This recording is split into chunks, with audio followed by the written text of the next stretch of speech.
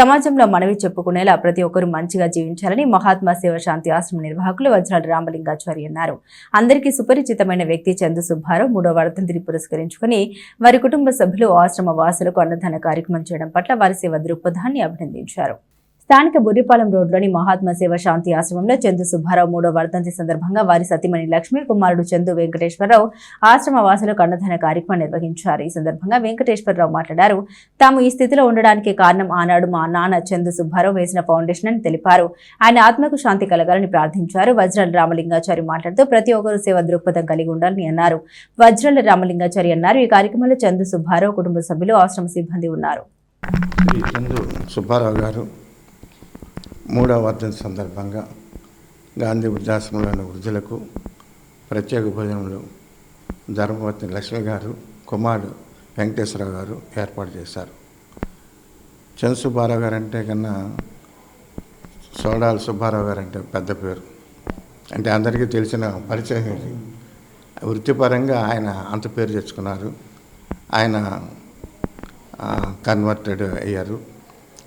ఆయన క్రీస్తు మతంలోకి వెళ్ళిన తర్వాత అందరికీ ఆశ్చర్యకరంగా కొద్ది మాసాల్లోనే ప్రభు సంకీర్తనలు పాడటము, మరి ప్రార్థనలు నిర్వహించటము, కార్యక్రమం నిర్వహించడం చాలా ఆసక్తికరంగా అద్భుతంగా జరుగుతాయని చాలామంది నాకు చెప్పారు. అందులోకి మా బియ్యం సాంబయ్య గారు కూడా ఇందాక చెప్పారు. ఒక మనిషి చనిపోయిన తర్వాత ఆయన గురించి 10 మంది చెప్పుకునే విధంగా మానవుడు జీవించాలి. దానికి సుబ్బారావు గారు తార్కాణం. మనుషులు ఎంతోమంది పుడతారు, కానీ చేసే వృత్తిలో కానీ, చేసే ప్రార్థనలో కానీ, దైవ చింతనలో కానీ ఒక స్థానం ఏర్పరచుకోవాలి. అదే విధానంలో వారి కుమారుడు వెంకటేశ్వరరావు గారు, మా నాన్నగారు ఇట్లాగండి, మేము ఈ రోజున ఆయన పేరుతో భోజనాలు పెట్టాలని వచ్చాము అని రావటం నాకు చాలా ఆనందించింది. కుమారులు గ్రహించవలసిన విషయం ఏంటంటే, చనిపోయిన తల్లిదండ్రులను గుర్తుపెట్టుకొని వారి పేరుతో సేవా కార్యక్రమం నిర్వహించాలి. అప్పుడే తండ్రి కానీ, సమాజానికి కానీ, దేవుడికి కానీ మనం ఇచ్చినటువంటి నిజమైనటువంటి నమస్కారం నుండి, పూజలనండి, పవిత్ర భావననండి.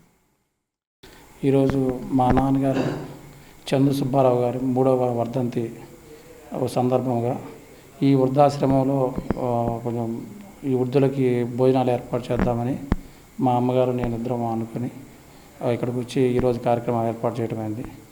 మా నాన్నగారు మా అభివృద్ధికి మాకు ఒక ఫౌండేషన్ వేసి మమ్మల్ని ఈ ఉన్నత స్థితికి తీసుకువచ్చి ఈరోజు మేము సమాజంలో ఒక గుర్తింపు, మా ప్రొఫెషన్స్లో ఒక గుర్తింపు పొందామంటే ఆ రోజు ఆయన వేసిన ఒక ఫౌండేషన్ ఈరోజు మమ్మల్ని ఉన్నత స్థితిలో నిలబెట్టింది.